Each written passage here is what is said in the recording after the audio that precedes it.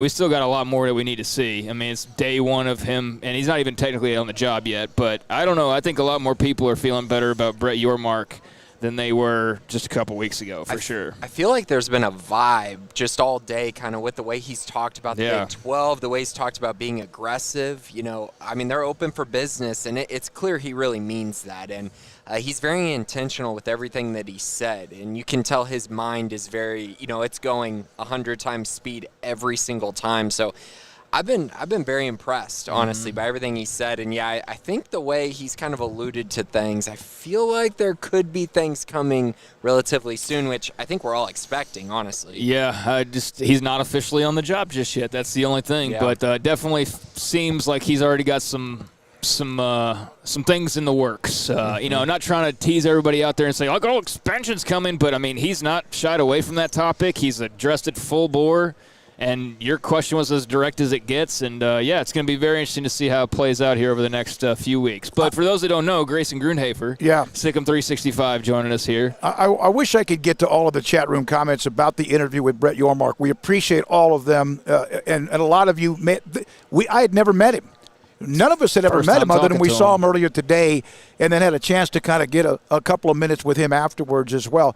Grayson, all right, so one of the things that happens with media days, and I remember Matt Rule one time, like everyone wanted a depth chart. Or they wanted, like what's the – and he was on like the beach in Florida or something like that, and he just scribbled some things together. Everyone panicked over some of the – anything from what they released today that caught your attention? Yeah, so, I mean, I was kind of hoping they would release a depth chart of some kind, right? That's kind of what I was hoping for, but that didn't happen. No depth chart, but we did get a roster, and the roster on the website is updated, everything along those lines. All the new guys that arrived in the summer, they're on there.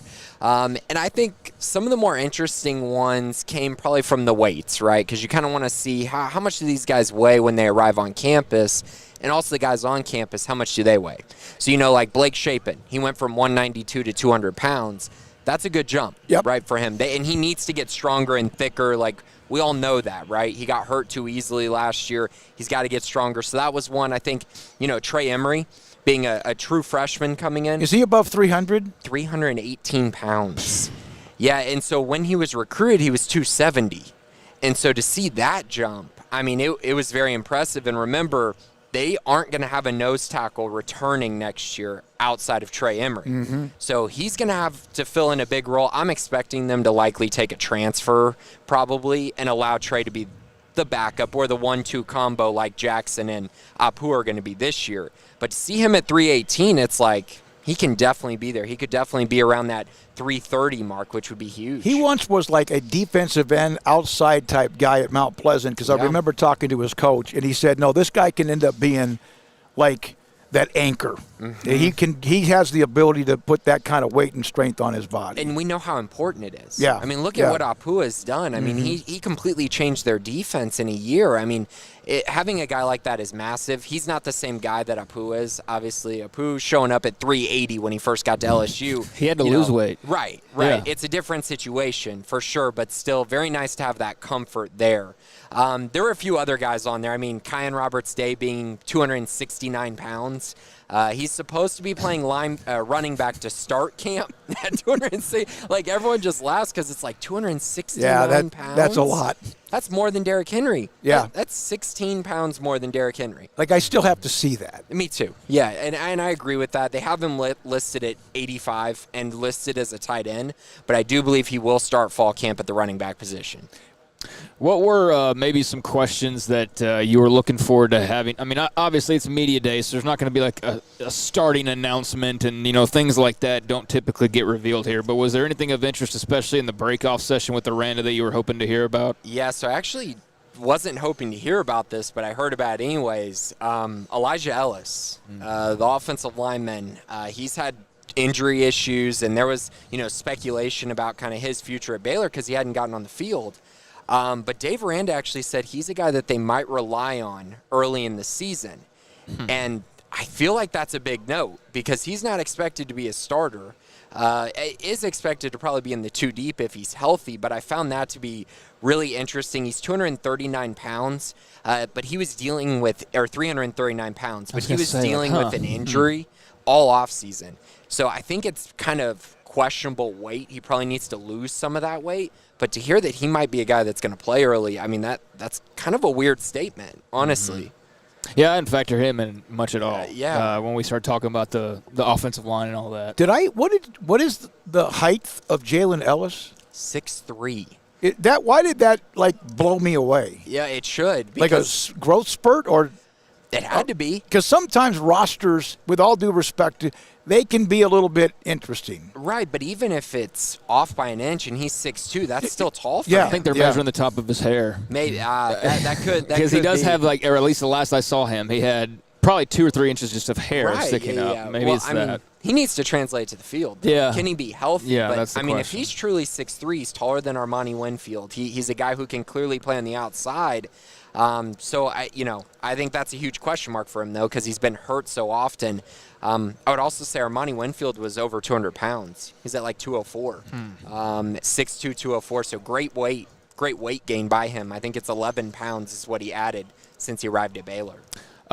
We have a recruiting question we're going to ask you about, and then we'll be done with that part. But first, anything on the other Big 12 coaches that I know you've been tweeting out some notes here and there, and obviously it's just half the league. What we got today, we got Baylor and Oklahoma State and West Virginia, Kansas State. But anything from those other schools that was of note, I suppose? Everybody's going to be good. Yeah, I mean, that's true. I mean, it's certainly today's group. I mean, everybody believes so. I know, it's those expectations. Except for Kansas is going to be better. Yes. They'll be better. I found a quote very interesting by Lance Leipold talking about the fact that he thinks that this year they're getting much closer to the numbers they need to be at scholarship-wise, but next year he feels much more comfortable with where they're going to be at. That kind of tells me they're still a year away. Mm-hmm. And I think that's very true. I think that's everyone's expectation. But the other coaches, like Neil Brown, I don't know how many times you and I have to talk about him, Craig, but we both feel like eventually it's going to happen. We've said that since day one, and he continues to say all the right things. He seems to be very confident in their new additions, and no one even asked about JT Daniels, and we kind of know, sort of know what he's going to bring to the table. We think there's more upside there than what they had with Jarret Doege. But I'm very intrigued by them. He said this could be their best defense they've ever had in his time there, which is massive. They had the Stills brothers for a while. Yeah. Now they only have one left. But I found that to be very interesting. I think Chris Kleiman exudes confidence, which they're a popular dark horse pick for good reason. You know, they have a lot of guys returning. They have the most preseason All Big 12 selections, which is cool as well. And they have, in my opinion, the best offensive player in the conference in Deuce Vaughn. And so, I like what they're building. And obviously Baylor, Dave Aranda was great about that. They're the hunter. They're the hunted now instead of the hunter. So going to be very interesting. Competitive year in the Big 12 for sure. And I come away even more like, wow, this is going to be a tough year for everybody. Yeah, no, it's going to be. I think that's why it's so hard to peg. And you try to shoot. I see people shooting holes through. I can't believe you're picking them to win the conference. It's like, do you really know? Does anybody really know this conference right now? I mean, you judge it off of recruiting or transfers or whatever, but I think this league's pretty wide open, and there's immense room for some upsets. So let's get into the big question. I know you're tired of talking about this, but Austin Novosad, Baylor quarterback commit, has – I guess there's an article out about his 4 that he's focused in on. Notre Dame just offered, yesterday or the day before. Ohio State was here recently as well, and that was the one that kind of got this whole ball rolling with him exploring his options, so to speak, and then A&M kind of in between that, and he's a legacy from A&M. If you pointed out, his parents went there. On the surface, me looking at this, other than the Notre Dame offer, nothing has really changed. He's been pretty open about being committed but open and listening. And as you've said, who wouldn't in his position? I know that I've seen some Oklahoma fans who are like, this is why I'm so thankful to have Brent Venables, because he doesn't allow visits once people are committed. Well, I've seen that blow up in people's faces too, so whatever. Anything to comment on Austin Novosad for the people out there freaking out or whatever they may be doing? So the first thing I would say about the Notre Dame offer is, what is he supposed to say when someone asks him, what do you think about getting a Notre Dame offer? Yeah. He's not going to say, I'm not interested. He's not going to say, there's no way I would go there. He's not going to say they're out of it. They just offered, yesterday. So I think realistically, I don't think he's decided whether Notre Dame is actually going to be a factor at all, just based on the conversations I've had with him. I think that is still a process he has to have. I also know that everything I've talked to him about is like, I want my recruitment to be over soon. I know the end of July seems like it's a long ways away, but it's really not. Couple weeks. Yeah, and I kind of feel like he's going to have a decision by then. But what I do know is A&M is trying to get him on an official visit, which could happen that weekend, that July 30th weekend. On the flip side, he's committed to coming to Baylor for that camp on July 30th. So there's definitely going to be a decision made there. You know, which one does he go to? My hunch is it'll be over before then. I just think that he's not going to take longer than the end of July, and that means it's going to be tough for Notre Dame to get him on a visit, which if he doesn't take an official visit to Notre Dame, they're out. Like, it's not going to happen. He's gone to the other 3 schools. So that's kind of where I'm at. Right now, I feel somewhat confident in saying that it's between Baylor and A&M. And I think that's kind of where it's at. And I feel like a decision could come tomorrow or it could come in 3 weeks, but I don't see him letting it drag on longer than that. He's extremely serious about his senior year of high school. They're moving up to 6A. This is, big boy football. He's playing Austin Westlake. He's playing Lake Travis. He's not going to take his senior year for granted. And he committed when? In December of last year. And all 3 of these other 3 schools have all offered within the last month, basically, right? June 1st was Ohio State. Okay. That was his first one. A little over a month and then the other ones came out. So this has all changed over the last, 5 weeks. Speaking of that, I do think the recruiting services do a really, really incredible job, but I also think that there's a little bit of politics to go with it as well. Definitely a little is. Fudge, but they feed some things. So he's a 4-star. Yeah. If he commits, he's committed to Baylor. He signs with Baylor. He's a 4-star. Yep. What if he signs with Ohio State or he also commits to Notre Dame or A&M? Does he become a 5-star? So there's a ranking. There's a ranking that is supposed to come out. On3 has him as a 3-star. They're the only ones that have him as a 3-star. They're way behind on this. So they're going to adjust it, whether he stays with Baylor or not. He will be a 4-star on that service very soon. And once he gets that, he'll be really locked in as kind of that mid 4-star. It's very hard to get to the 5-star level. Yeah. It's very hard when currently I think he's the number 14 overall quarterback in composite rankings. I think he deserves to be closer to like number 6. And even number 6 doesn't even get you a 5-star. Like, you're talking about jumping guys who are committed to, your traditional powerhouses, your Oklahoma, Oregon, Clemson, and guys that have already been ranked that high for so long. And there's this kind of bias of, well, we've had him there for so long. Why would we move him if he hasn't done anything wrong?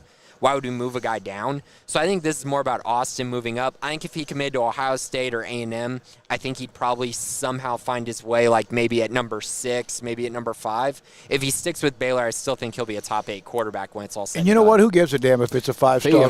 That's always just more, and in the end, it doesn't matter. As long as he's good when he gets on campus and whatever he does in his college career. Yeah, and he made the Elite 11. He did all of that. He's going to be top 15 quarterback, probably top 10. Like, plenty of NFL guys have come from those rankings. Mm-hmm. Like, he's right there of being a national recruit. Everyone knows his name now.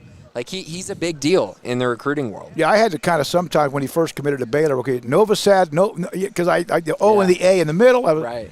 All right, Grayson. Thank you, man. Appreciate you being here. Look forward to talking about that again on Tuesday because it's coming. It is. The Bearcast with Grayson and Craig, they tape it every, Tuesday, and then it's up, and it's all over the place, and it's amazing on everything you would ever want. Baylor, is it still over an hour?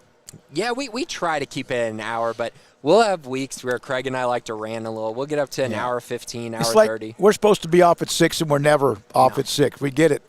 Thank you. Content. Levi and Garrett, Jack, Brian, also Emery, all here with Craig and me and Sic'Em365 Radio, 365 Sports. When we come back, the 5 o'clock hour. Let me ask one more question real quick. What did you think of Brett Yormark? Yeah. I was very impressed by Brett. Mm-hmm. And I think the things that he said were kind of emblematic of what the Big 12 needs. Mm-hmm. Right now, they need someone who's going to take into effect youth culture, which is something he really mentioned, trying to appeal to a young audience, trying to get those people to kind of rally behind the Big 12. And I think that's huge. Make the brand fun again, right? Mm-hmm. Make it more fun, make it more known across kind of the national landscape. And I mean, if things happen the way that I think it could, I mean, the Big 12 could extend from Florida all the way to California. And if it does that, you need to be able to appeal to everyone in between. Well, and I think it's very important. We were able to ask him some questions. We really weren't expecting him today after the first hour went by, and it was great. It was, I mean, he answered them all. Yeah, he's bringing a fresh little buzz to the Big 12. Something needed. He's got a little bit of a pit bull look to him, like that. No, I mean he's a smooth operator. I mean, I'm not talking about the singer or whatever. Yeah, no, I don't. Yeah, that doesn't fit for vibe really. Although, I mean, he's got the hip hop connections, so he probably knows Pitbull actually if you really break it down. But he's.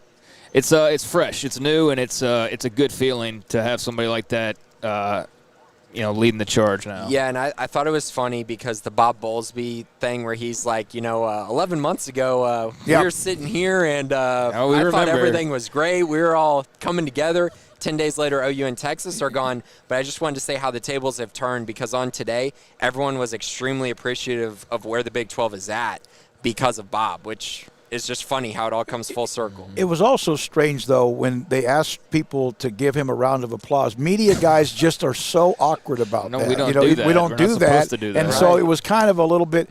And I know that Bowlesby is not popular with a lot of people, and that's fine. But the bottom line is they survived last year, and now they're going to try to do it again.